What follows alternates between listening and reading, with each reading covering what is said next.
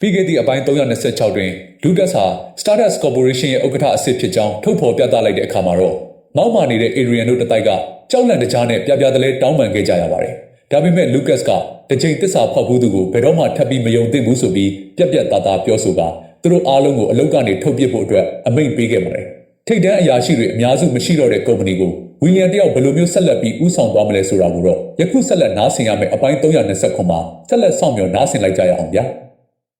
ဂုံတိတ်ခါကိုပြန်လည်ယူဆောင်လာသူအခန်း329 Lucas ပြောလိုက်တဲ့စကားတွေကိုကြားပြီးနောက်မှာတော့တိုက်ရိုက်တန်ခတ်ခံရတဲ့တခြားအကြီးတန်းအရာရှိတွေနဲ့မကဘူးဝီလျံကိုရိုင်တောင်မှတုံရင်သွားပြီးသူပြောတာအဓိပ္ပာယ်ရှိတယ်လို့ခန်းစားလိုက်ရတယ်။သူတို့လိုဇယိုက်မကောင်းတဲ့ဝန်ထမ်းမျိုးတွေကကုမ္ပဏီမှာဆက်ပြီးနေခွင့်မရှိသင့်တော့ပါဘူး။အကြီးတန်းအရာရှိနေရာတွေမှာဆက်နေဖို့ဆိုတာကတော့ဝေလာဝေးပါပဲ။ဝီလျံရဲ့စိတ်နေသဘောထားကတနာတက်တဲ့အခန်းရှိနေလို့နည်းနည်းလေးစိတ်ပျော့သွားခဲ့တာပါ။ဝီလျံကပြက်ပြက်သားသားပဲအမိန့်ပေးလိုက်ပါတော့တယ်။လူဝီသူတို့9ယောက်အတွက်အလုပ်ကနေထုတ်ခဲ့ကြောင်းစာရီကိုအခုချက်ချင်းသွားရိုက်လိုက်တယ်။အခုချိန်ကစပြီးသူတို့ကဒီကုမ္ပဏီရဲ့ဝန်ထမ်းတွေမဟုတ်တော့ဘူး။လစ်လက်သွားတဲ့နေရာတွေမှာဘယ်သူနဲ့အစားထိုးမလဲဆိုတာကိုတော့နောက်အစည်းအဝေးကြရင်ငါတို့ဆုံးဖြတ်မယ်။ဆိုလိုတာကခုနကဝီလျံကိုမောက်မောက်မာမာနဲ့ဂရုမစိုက်ပဲနေခဲ့ကြတဲ့အကြီးတန်းအရာရှိ9ယောက်ကကုမ္ပဏီကနေတရားဝင်အလုပ်ထုတ်ခံရတော့မယ်ဆိုတာပါပဲ။ဟုတ်ကဲ့ပါမစ္စတာကာတာ။လူဝီကကျေလောင်စွာပြန်ဖြေလိုက်ပြီးစာရွက်စာတမ်းတွေပြင်ဆင်ဖို့အတွက်သူ့ရုံးခန်းစီချက်ချင်းပြေးသွားပါတော့တယ်။တစ်ဖက်မှာတော့ Adrian Hill, Jimmy Brown နဲ့တခြားအရာရှိဟောင်း9ယောက်တို့ဟာမျက်နှာတွေဖြူလျော့သွားပြီးအကြီးအကျယ်စိတ်ပြအားငယ်သွားကြတယ်။သူတို့ကနေရာမှာတင်ရက်နေကြပြီးထွက်မသွားကြပဲခေါင်းမာမာနဲ့ညှင်းဆန်နေကြတယ်။သူတို့ကဒီအမိန့်ကိုရုပ်သိမ်းပေးမလားဆိုတဲ့မျှော်လင့်ချက်နဲ့နောက်ဘယ်တော့မှအမှားမလုပ်တော့ပါဘူးဆိုပြီးဂရီတွေအထက်ထပ်ပေးရင်ဝီလျံနဲ့ Lucas တို့ကိုဆက်ပြီးတောင်းပန်နေကြတယ်။ Lucas ရဲ့မျက်လုံးတွေထဲမှာစိတ်အနှောက်အယှက်ဖြစ်တဲ့အရေးအယောင်တွေပေါ်လာပြီးသူကစိတ်မရှိစွာနဲ့ပြောလိုက်တယ်။ခင်ဗျားတို့ကဒီမှာဆက်ပြီးအနှောက်အယှက်ပေးနေအောင်မယ်ဆိုရင်တော့ခင်ဗျားတို့ရဲ့အပြစ်တွေကိုခရိုင်တစ်ခုလုံးသိသွားအောင်ကြေညာချက်ထုတ်ခိုင်းလိုက်ရမလား။ဒီစကားကိုကြားတော့ Adrian နဲ့တခြားသူတွေကချက်ချင်းရက်တန့်သွားကြပြီးမစင်မချင်းဆက်မလုပ်ရဲကြတော့ပါဘူး။အလုပ်ထုတ်ခံရတာကအရန်ကိုအရှက်ရစရာကောင်းတယ်ဆိုပေမဲ့သူတို့ဘာတွေလုပ်ခဲ့တယ်လဲဆိုတာကိုကုမ္ပဏီကနေအများပြည်သူသိအောင်ကြေညာလိုက်မယ်ဆိုရင်သူတို့အတွက် Orange ခရိုင်မှာနေရာပြန်ရဖို့ဆိုတာလုံးဝမဖြစ်နိုင်တဲ့လောက်ပါပဲ။အဲဒီလိုဖြစ်လာနိုင်ခြေကိုတွေးမိသွားတော့ Adrian နဲ့ကျန်တဲ့6ယောက်ကထပ်ပြီးပြဿနာမရှာရဲကြတော့ပဲအန်ကျိတ်ကပစ္စည်းတွေသိမ်းပြီးချက်ချင်းပဲစိတ်ပြက်လက်ပြက်နဲ့ထွက်သွားရုံကလွဲလို့တခြားရွေးချယ်စရာမရှိတော့ပါဘူး။သူတို့တွေတနာစရာအခြေအနေနဲ့ထွက်သွားကြချိန်မှာတော့ရုံးခန်းထဲမှာကြံနေတဲ့သူတွေအားလုံးကအထွေထွေမန်နေဂျာနေရာအတွက်အာနာလူပွဲမှာဝီလျံကရုံးချုပ်ကဥက္ကဋ္ဌရဲ့ထောက်ခံမှုကိုအပြည့်အဝရထားတယ်ဆိုတာကိုရှင်းရှင်းလင်းလင်းသဘောပေါက်သွားကြပါတော့တယ်။ဒါကြောင့်ကုမ္ပဏီမှာဝီလျံရဲ့နေရာကတော့ခိုင်မာသွားပါပြီ။အစကတည်းကဘက်မလိုက်ခဲ့ကြတဲ့ဝန်ထမ်းတွေကတော့အခြေအနေပိုကောင်းပါတယ်။ဒါပေမဲ့ခုနက Adrian တို့ဘက်ကိုရိမ့်ရိုင်နေခဲ့ကြသူအများစုကတော့မိုက်မဲစွာနဲ့လူအုပ်နောက်လိုက်ပြီးဝီလျံကိုမဆန့်ကျင်ခဲ့မိတဲ့အတွက်သူတို့ကိုယ်သူတို့အရန်ကိုကျေးဇူးတင်နေကြတယ်။မဟုတ်ရင်သူတို့လည်းအခုချိန်မှာတေချာပေါက်အလုပ်ထုတ်ခံနေရတော့ပါပြီ။အားလုံးပဲငါအရင်ကညွှန်ကြားထားတဲ့အတိုင်း9မိနစ်အတွင်းမှာပထမထပ်ကအစည်းအဝေးခန်းမှာလာစုကြပါ။ဝီလျံကနောက်တစ်ကြိမ်အမိန့်ထပ်ပေးလိုက်တယ်။ဒီတစ်ကြိမ်မှာတော့သူတို့အားလုံးကဟုတ်ကဲ့ပါဆိုပြီးကျေလောင်စွာနဲ့ပြန်ဖြေလိုက်ကြပြီးနာခံမှုရှိစွာနဲ့ပဲချက်ချင်းပဲလှုပ်ရှားလိုက်ကြပါတော့တယ်။ဝီလျံက Lucas ကိုအနားယူဖို့အတွက်သူ့ရုံးခန်းစီကိုခေါ်သွားလိုက်တယ်။ဝီလျံရုံးကလူတွေကခမားကိုဖယ်ကျင်ပြီးအနိုင်ကျင့်နေကြတယ်ဆိုတာကိုဘာလို့အရင်ကကျွန်တော်ကိုမပြောခဲ့တာလဲ။ Lucas ကအားကိုးရမဲ့တဲ့လေးသန်းနဲ့မေးလိုက်တယ်။ဝီလျံကို Solar Corporation ရဲ့ Orange ခရိုင်ရုံးခွဲရဲ့အထွေထွေမန်နေဂျာအဖြစ်နဲ့သူခန့်အပ်ခဲ့တာကအချိန်အနည်းငယ်ကြာနေပြီလေ။ဒါပေမဲ့ကုမ္ပဏီရဲ့အကြောင်းနဲ့သူ့ကိုအာခံတဲ့ဝန်ထမ်းတွေရှိမရှိဝီလျံကိုသူမေးတဲ့အခါတိုင်းမှာအရာအလုံးအဆင်ပြေပါတယ်လို့ပဲဝီလျံကသူ့ကိုပြောနေခဲ့တာပါ။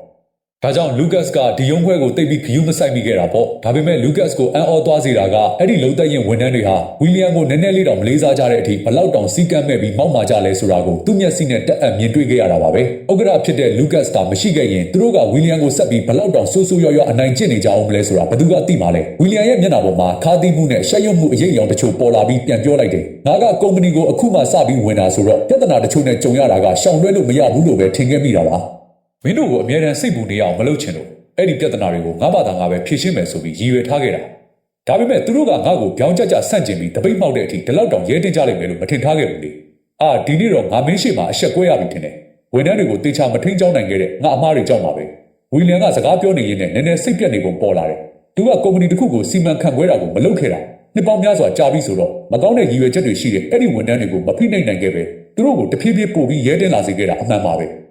ဒါအပြင်သူတို့ကိုတနာမိသွားပြီးနောက်ထပ်ကြီးလေးတဲ့အမှားတစ်ခုကိုတောင်သူလုံးမိလို့နှီးပါဖြစ်သွားခဲ့သေးတယ်။အချုပ်အဖြစ်ပြောရရင်ကုမ္ပဏီကိုစီမံခန့်ခွဲဖို့အတွက်သူ့စီကိုလွှဲအပ်ပေးခဲ့တဲ့ Lucas ကိုရင်ဆိုင်ရတာသူကနည်းနည်းရှက်နေခဲ့တယ်။ Lucas ကဝီလျံရဲ့ပခုံးကိုအားပေးတဲ့အနေနဲ့ပုတ်ပြီးပြောလိုက်တယ်။ဝီလျံကုမ္ပဏီကိုခမားစီကျွန်တော်လွှဲပေးလိုက်ကြတဲ့ကခမားရဲ့အရေးချင်းတွေကိုကျွန်တော်ယုံကြည်တယ်ဆိုတဲ့သဘောပဲလေ။ဒါကြောင့်ကိုတန်တရားဝင်နေစရာမလိုပါဘူး။ခမားရဲ့အရေးချင်းနဲ့ဆိုရင် ကျွန်တော်အတွက်ဒီကုမ္ပဏီကိုတေချာပေါက်ကောင်းကောင်းစီမံခန့်ခွဲပေးနိုင်ပါတယ်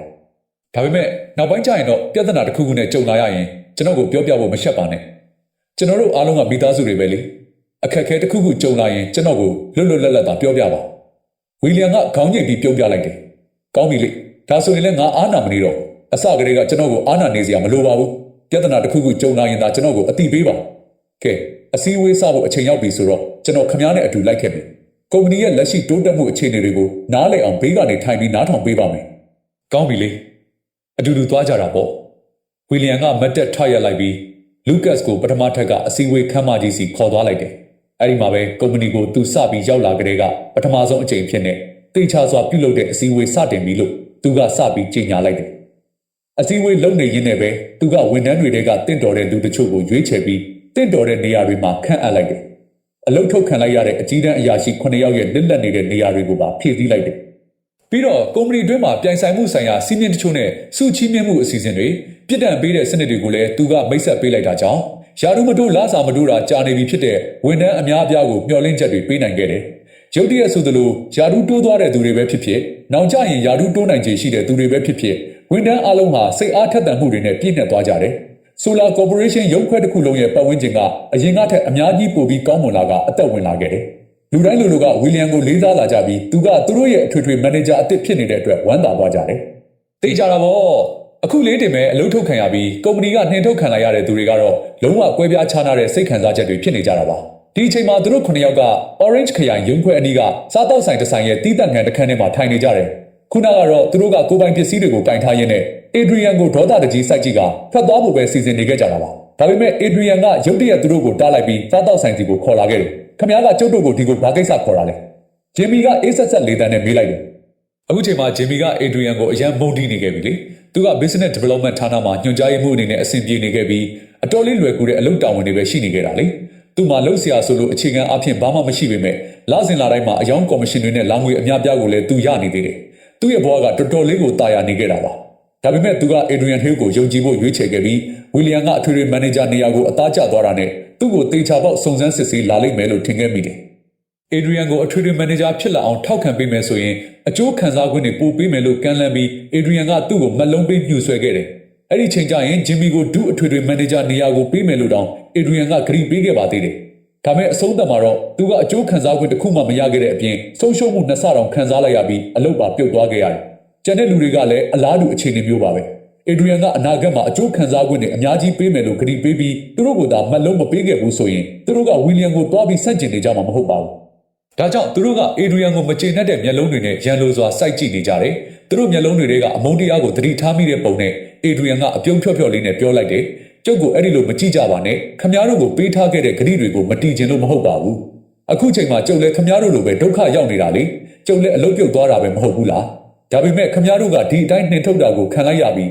အောင်မြင်မှုအခွင့်အရေးကိုဘယ်တော့မှထပ်မရတော့ပဲနေကျင်နေကြတာလား။ Adrian ပြောတဲ့စကားတွေထဲမှာလျှို့ဝှက်တဲ့အဓိပ္ပာယ်တစ်ခုပါနေတယ်ဆိုတာကိုခန်းစားမိသွားပြီးဂျင်မီကမျက်မှောက်အနှဲငယ်ကုတ်လိုက်တယ်။သူကမနေနိုင်တော့ပဲစိတ်အနှောက်အယှက်ဖြစ်စွာနဲ့ပြောလိုက်တယ်။ခမရတကယ်တမ်းဘာကိုပြောချင်နေတာလဲ။လူရင်းကိုပဲတန်းပြောစမ်းပါ။မှန်တယ်ကိစ္စတွေကဒီအထိရောက်နေပြီဆိုမှတော့ကျုပ်တို့ကိုစိတ်လှုပ်ရှားအောင်လုပ်မနေနဲ့တော့မြင်မြတ်လုပ်ပြီးတဲ့တာပြောစမ်းပါ။ကျန်တဲ့သူတွေကလည်းဝင်ပြောကြတယ်။အဲ့ဒီတော့မှပဲ Adrian ကပြုံးလိုက်ပြီးရှေလျားစွာပြောလိုက်ပါတော့တယ်။ကျုပ်မှအစီအစဉ်တစ်ခုရှိတယ်။ကျုပ်တို့အဲ့ဒါကိုအောင်မြင်မြင်အကောင့်ထဲပေါ်နိုင်မယ်ဆိုရင်ဝီလီယံကာတာကကျုပ်တို့ကိုကုမ္ပဏီကိုပြန်လာဖို့အတွက်တောင်းပန်နေရမယ်ဆိုတာကျုပ်အာမခံတယ်။ဒါပေမဲ့ဒီအစီအစဉ်ကိုအလုပ်ဖြစ်ဖို့ဆိုရင်တော့ခမရတို့အားလုံးနဲ့တန်းတူစူးစမ်းအားထုတ်ပေးကြဖို့လိုအပ်လိမ့်မယ်။ခမရတို့စိတ်ဝင်စားကြလား။အခန်း320ပြီးပါပြီခင်ဗျာ။နားဆင်ပေးကြတဲ့အတွက်အထူးပဲကျေးဇူးတင်ရှိပါတယ်ဗျ။နောက်ထပ်အခန်းဆက်တွေကိုလည်းအချိန်မီဆက်လက်နားဆင်နိုင်ဖို့အတွက်ကျွန်တော်ရဲ့ Diverse MK Channel လေးကို Like and Subscribe လုပ်ထားပေးဖို့လည်းမေတ္တာရက်ခံတိုက်တွန်းချင်ပါတယ်ဗျာ။အားလုံးပဲတာယာပျော်ရွှင်တဲ့နေ့ရက်လေးကိုပိုင်ဆိုင်နိုင်ကြပါစေဗျာ။